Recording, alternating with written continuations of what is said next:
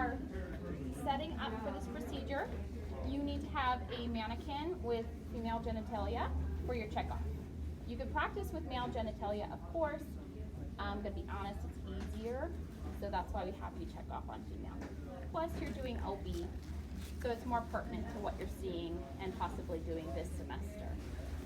Skills Lab, strangely, is just to make you familiar with these skills. It's actually not to ensure competence or proficiency. When you go to your actual hospital, they might have a different way that they have you do it. That's fine. Follow their procedure. We're just showing you a solid peer review. We don't give you to do this anywhere. You're fine within the guidelines. But they might have you do something different. Like, I think in the OR at OB, they have you like spray off the area. We don't do that in med-surg typically. But I will show you good ways. You're going to need some sort of leg device. You'll need your kit, some gloves, and we're pretending these are those wipes, those sanitary wipes. So no, you don't have to do this.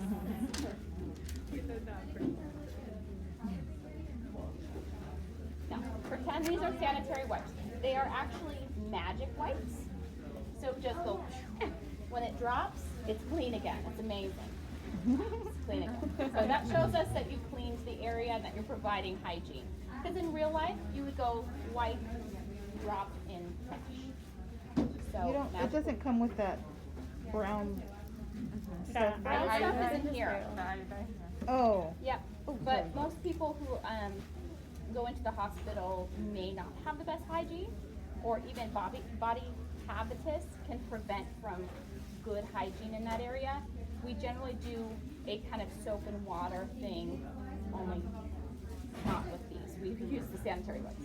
We wipe before we even get to any. Oh, so you do it before. We do. And that. Yeah. Oh, both. okay. Yeah. Especially, hygiene is questionable. Usually when women come into the OB, they might be nervous about the area and maybe extra hygienic. So OB, you might not see them do that part as much. If I have a homeless person on meth in the ER, clean first before. Yeah, things come out of folds. It's not good. So when you clean, do you need to go in the middle and then around? Does it matter which order? Like clean outside and then the middle, or the middle and then around? Generally speaking,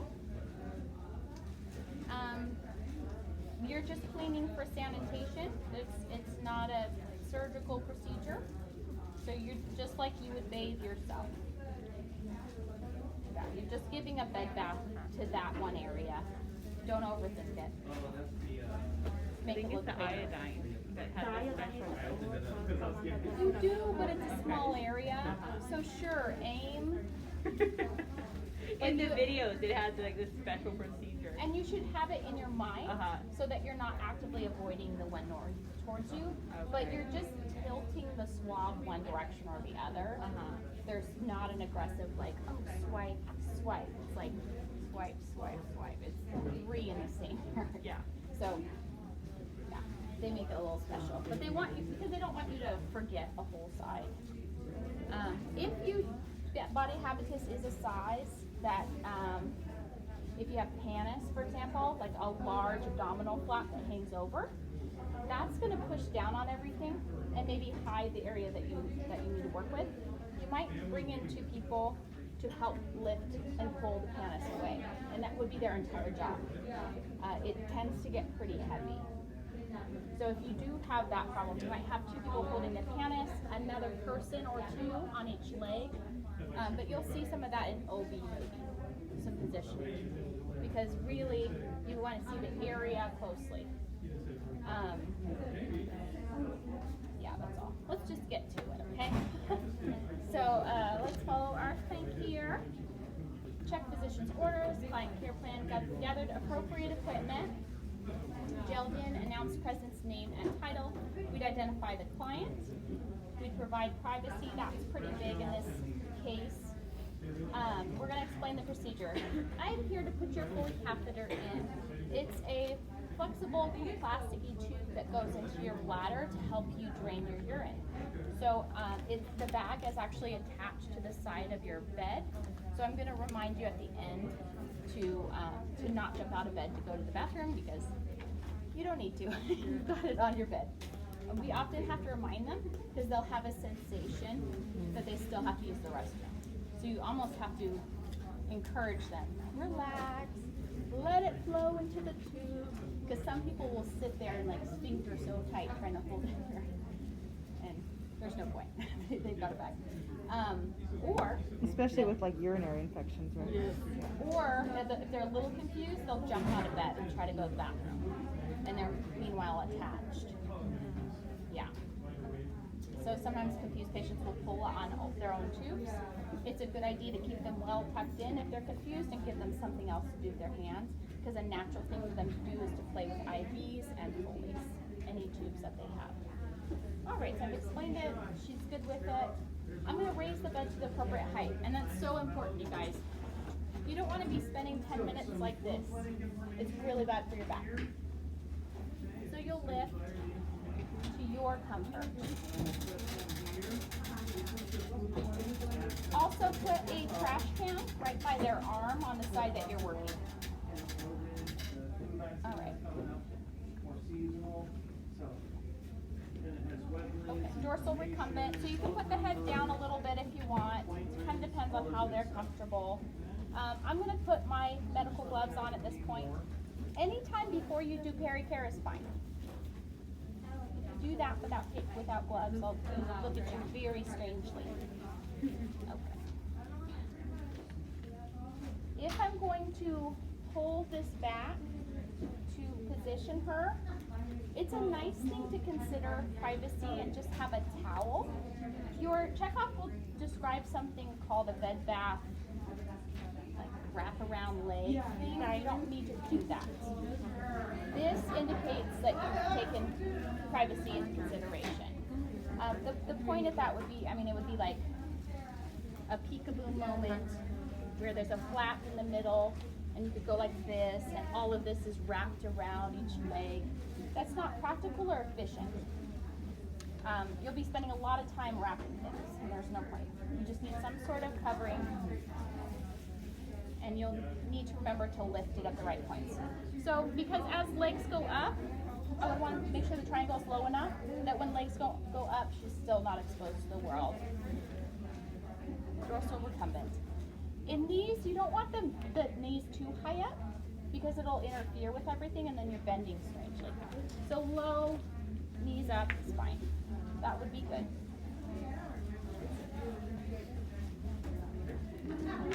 You provide perineal care as necessary. On all your patients it is necessary, so grab 2 of these and you're going to indicate you cleaned, dropped it, cleaned, dropped it, the end. Put it to the side for the end. After you provide pericare, before I go into my sterile kit, I do not want to touch that bag and everything with peri stuff. So I'm going to take off my gloves and get ready for the next step.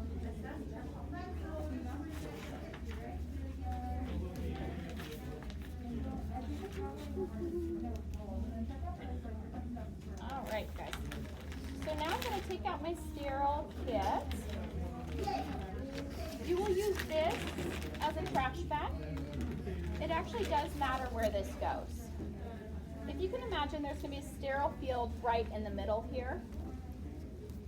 You don't want to reach over it with dirty stuff. So if I'm cleaning down here,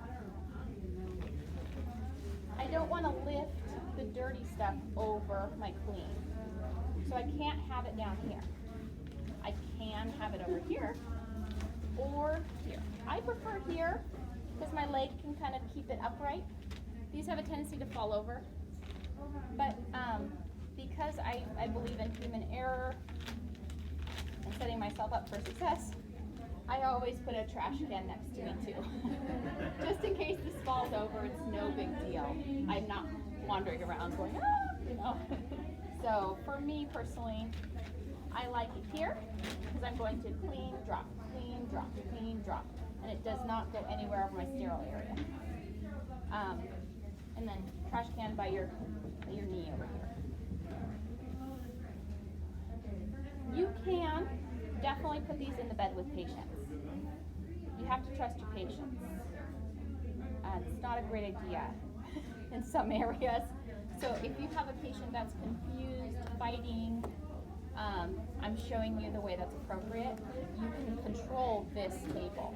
If you have this between their legs and they're fighting, it's going to get very unsterile. So I prefer to have it about right here. Okay.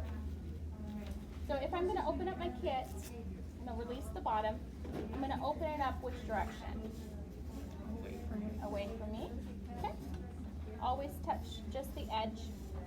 Notice I don't have any gloves on, because I took off the perineal gloves.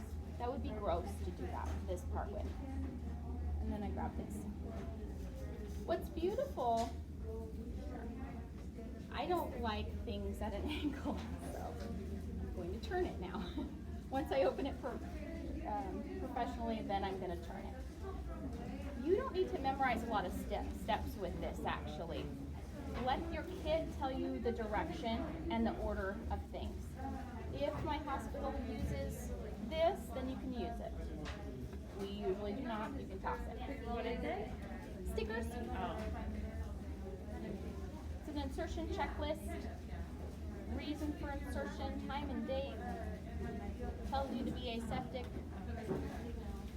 Some people have them put on the bags to show that they, the reason they put it in. The next thing I have in here is a drape. Can I touch it? The outer corner. What's next in the line? What's next is sterile gloves underneath. So I do this one without gloves, because the kit told me to. Totally fine. So if I'm touching something in a sterile kit without gloves, I need to make sure I'm only touching the edges. Generally there's a one little corner folded back on top. So you start by just touching that. I'm going to want to ease up this area, because it's going to go underneath her bottom. Notice how I just didn't grab towards the crotch. You can pull up from up here. I'll say, yeah, well, you might feel cold for a little bit. We're going to get you prepped and ready. So as I open this, I want to make sure I'm only touching the outer 1 inch.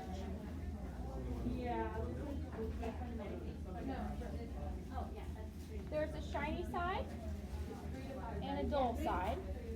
Shiny side goes down. The next thing I'm going to do is kind of waft this down, and then I'll use the outer edges to put it into position. But this middle section, I want to keep sterile. So resist the urge to straighten it out by touching the middle. Only touch the outer 1 inch. I'm going to kind of waft it down like that, and then grab like this. Your patient can help you and lift up their own bottom. You'll see with live patients, they can help you a lot with this part. They'll say, bridge your bottom or whatever, and they'll scoot it underneath by using the outer edge. What a lot of people do is go like this. Don't do that. The whole point is that the middle of this is sterile. So if you need to straighten, just tug on the outsides a little bit like that. Okay, the next thing I can do is I can move this kind of into position where you can see that one sterile area. Yeah, come in and move around exactly where you need. One sterile area goes into another. This is the no man zone, right here. I don't want you putting any tools or anything right here. And I'll show you how to avoid that area when we're picking up the catheter, because it's going from one sterile area to the next. We don't use that outer 1 inch, right? Okay, so my next step in here is to get my gloves, because that's next in the kit. I can do that. Don't overlap. Like, don't do a half C like it's kind of on the sterile kit, kind of not. Just pull it off. You can do it up here, you can do it up there, but we don't want to be opening a whole bunch of gloves, half on, half off sterile fields, and I'm like, is that contaminated, is it not? Anyway, I just shoved these back in last time. You'll put yours on correctly, but I just when I was trying to clean up my mess, I didn't. Oh, these are still sticky from last time. Gross. All right, so you put on your sterile gloves. Ew. I'm gonna pretend that's gel, not sweat. The next thing that my kit's telling me to do is to use this. If I was gonna use it, I'd have you pinch the middle, because you have sterile gloves on, you should not be opening it from the edges. Okay? So you would go like this, kind of open it up, and throw. And that's stupid. Nobody uses these, so don't. This will get you to trouble, because you're like trying to open it, and then you can't touch the outer edges, so you're like that, and then it falls. Don't use them. If your area uses it, that's very strange. No one else uses them. So, yep. Throw it away. Yeah, you just throw it to the side, in the trash, whatever you'd like to do. I don't know a place that uses it, so if you find one, there you go, you found it. There's no other place in the hospital that uses it. In fact, it would be really hard while you're holding a penis to like slip it over it. You'd have to like trade hands, and then one's not clean. Like, what is it for? Don't understand. All right, so the next thing you're gonna do is set up your flow. You're gonna set up the big box in the back. You don't want to have it on the edge. Remember, you have to respect your space, make sure you're staying in the middle. And you're going to put your cleaning solution up in front. Okay? So you've got your Foley bag, you've got your cleaning solution here. You're going to do something with all of these, and then you're going to set this up before you start to clean her. So I always stop before I touch her to clean her to make sure everything's set up. Otherwise it becomes hard. It's kind of like the IV push situation or the extension priming. It's hard to do once one hand is being used holding a hub. This is the same thing. All right, so now I'm going to address everything in my cleaning kit. I've got an iodine spread. If I open this up, liquid would pour out. Don't do that. It is so messy. If it touches anything, it will stain it forever. So let's keep our shoes, our shirts, everything intact, and we'll just go. We're not opening it. In hospital, you actually have 3 swab sticks. That's what you'll use. There's generally 2 of them in here. So you, in that case, you would just open the top and have them ready for you to grab. That's how you would prep that. So I poured it over my cotton swabs and dumped it in my trash. Next, I would grab this guy. This is lubrication. And I would squirt it into my tray. I'm not going to do that because this causes cement to form inside the mannequin.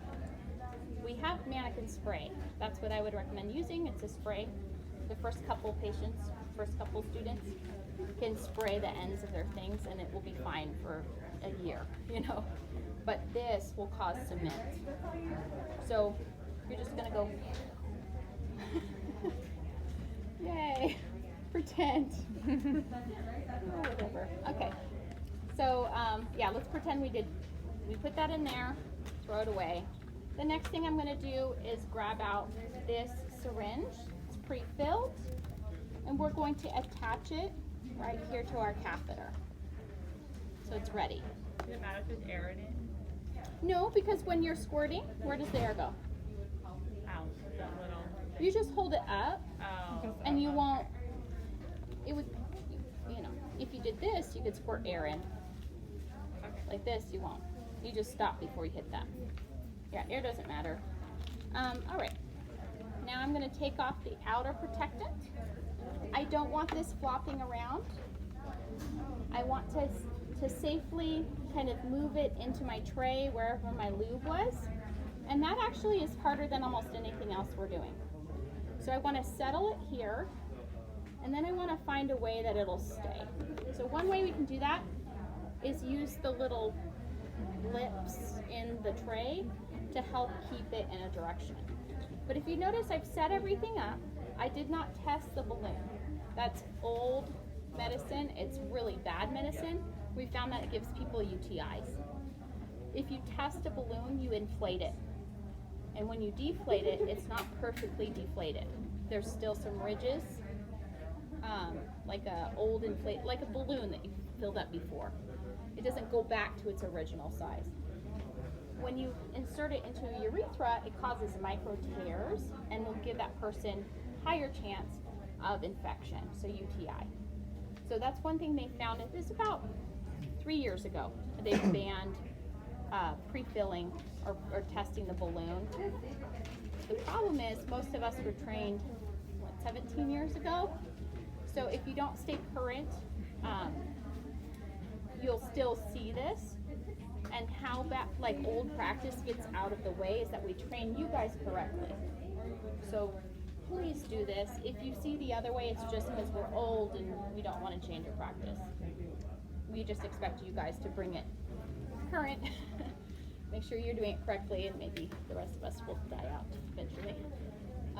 You'll take nursing to the next level. Okay, so we don't pre-fill the syringe. Even if you see it, that person's not bad, they just learned a while ago. This is how it should be set up.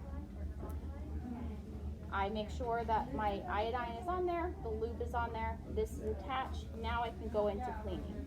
So once I put my hand down, I lose my hand forever. I'm going to spread.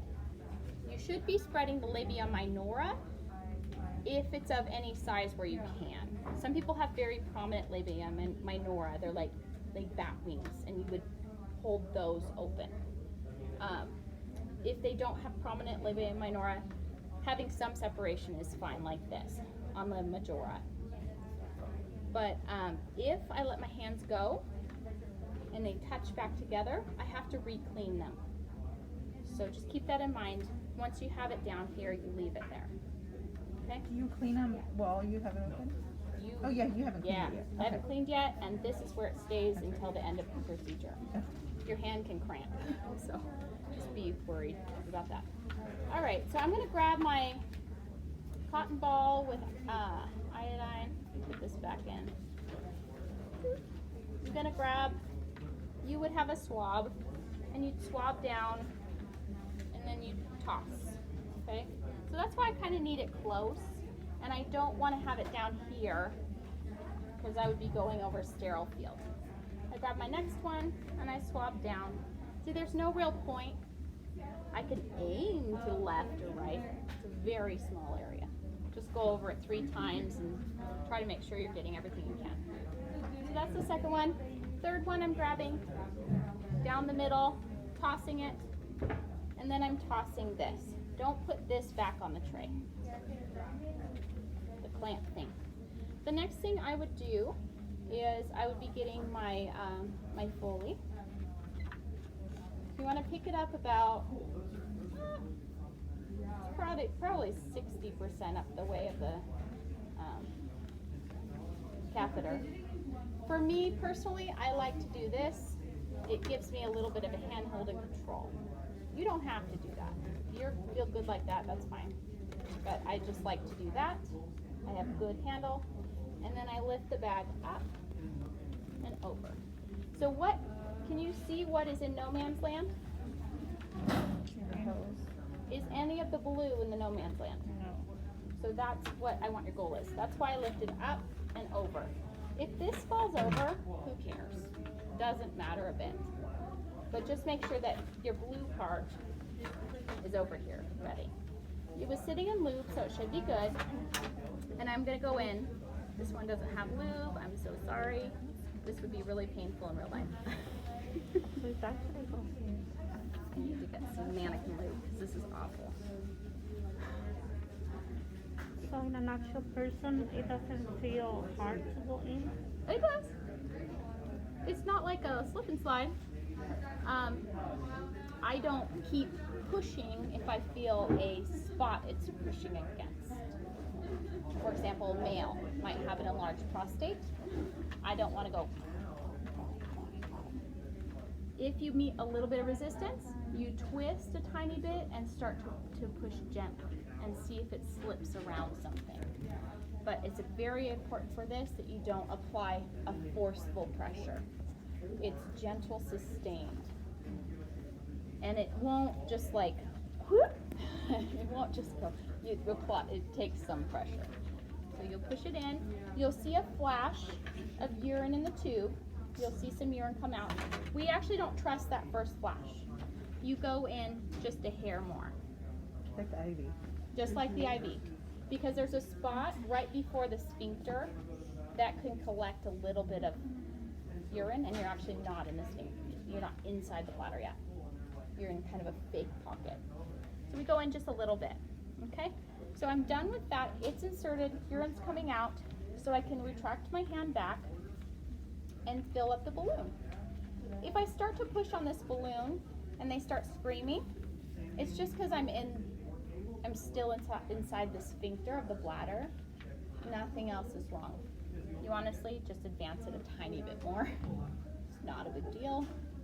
Same, you don't have to apologize or anything. Oh, does this feel better? Yes. Okay, we're in the right spot. Good. Thanks for letting me know. That's all you say. All right, and so you go here, you fill it up. Generally, the pre-filled syringe matches the amount that's supposed to be in the syringe. They're meant as a kit. But right here, it would say 10 mLs on it. This one doesn't, but your hospital ones say 10 mLs. And that means how much fluid is inside of it. When I was filling that up, that last bit, you have to keep pressure on. I have to keep my thumb on it. If I let it off and I'm thinking about my next step, what's happening? Go back out. Yeah, it's gonna come back out. So you gotta keep your pressure on there. That's why I had to move my hand from here, down here, twist, remove. Crash. Okay. Then I want to retract, make sure that it's sitting nicely in the bladder. It catches on something. Next step I do is I take this and I hang it on the bed frame, not the bed rail. There's always a little hook on the bed frame. And the last step is I would take bed frame. I'm going to secure this Foley. There are lots of securements in the hospital. You can use tape, but they all attach similar ways, so I'm going to show you this one. First, I'm going to attach it to the leg. And then I want to provide a little bit of leeway, because remember, if she stands up, you don't want this to be pulling and stretching. You want a little bit of a leeway. You can have it on the inner thigh, you can have it on the top of the thigh, and then how you attach it is actually through this bifurcation right here. If you just attach it by itself, it's going to slide and pull.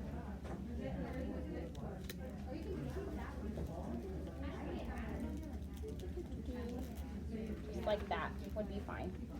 Here we go. So now it's secured. If they were to jump out of bed, it would catch here first before it yanked out of them. So it gives them a little bit of leeway. If you're going to use any of the, they're stat locks. They're adhesive products that you tape to the leg and it holds onto the leg. Please think of that area of the skin. It's very sensitive. So paint on what's called skin prep before you do that. The skin prep will stay on the skin as an extra film, so when you yank off that adhesive, it will pull up the skin film, not a circle of skin. Yeah, I've seen patches removed of skin, especially on our patients with steroids or thinner skin. You could remove the first layer of their skin if you put that product on without skin prep. But in